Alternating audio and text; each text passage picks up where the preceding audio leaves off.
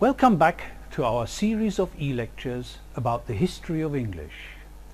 This e-lecture discusses the sound inventory of Middle English, indicating the type of sound changes that led from Old English to Middle English and illustrating the pronunciation of Middle English using as many examples as possible. We will do the following in this e-lecture. First, we will define a reference variety of Middle English. Then we will point out the major changes that happened from Old English to Middle English. We will list and discuss the Middle English phonemes and will eventually exemplify Middle English on the basis of an excerpt from the Canterbury Tales. Now, during the Middle English period that lasted from 1100 to 1500, dialectal differences were becoming greater than during the Anglo-Saxon times, where West Saxon had emerged as some sort of standard. The dialectal situation in Middle English was different, and a new standard was eventually based on London speech, essentially an East Midland dialect.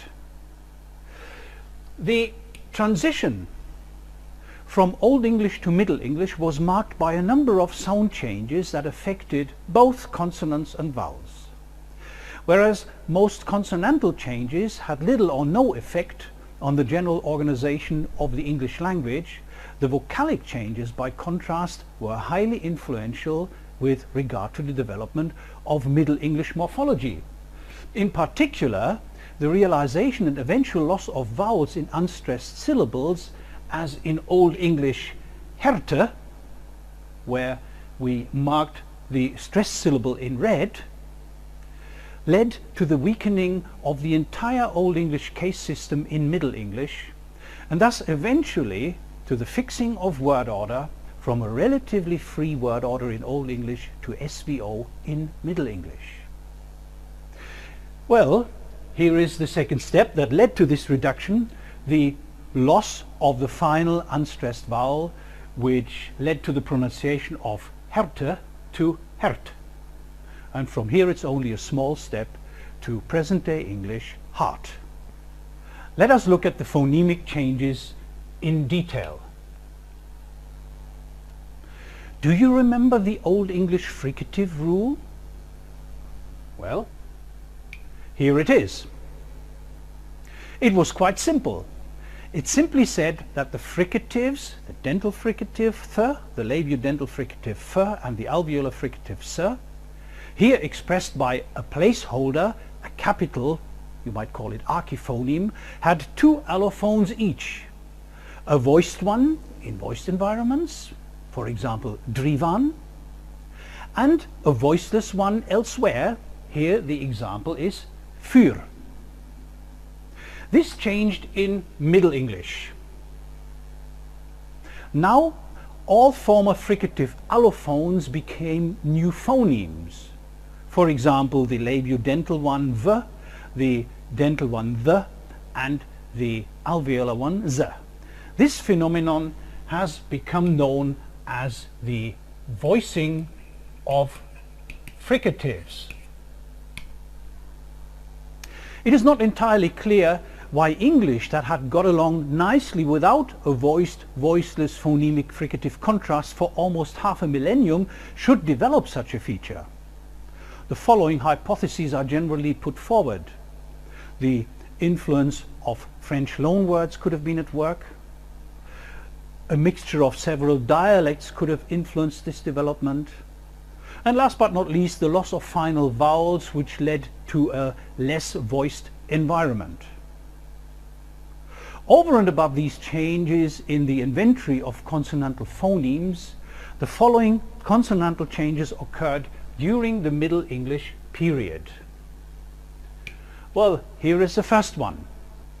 The loss of glottal fricatives before consonants. Examples are items such as laugh, which became laugh, rather, which became rather.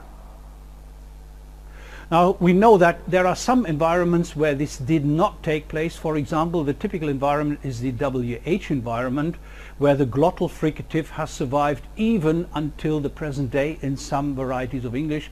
Some people still say which or where and so on. Another example is the loss of the voiced velar fricative, a typical Germanic consonant. Halrien became halwen, furel became foel. Or take this one, the loss of the labiovelar approximant after consonants. The examples listed here are two, which became to, or swa, which became sa. Further consonantal changes are here, for example, the loss of the voiceless affricate, post-alveolar affricate in unstressed syllables. So here the syllables have been nicely marked by the dot separator. Soth li che became sothlier.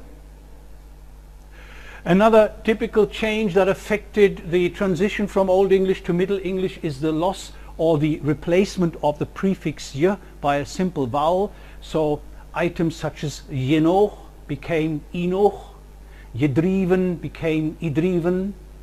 So clearly a change of the prefix. And finally, due to the leveling of unstressed syllables, final nasals were lost, typically in infinitives such as luvian, which became luvier, or driven, which became driver.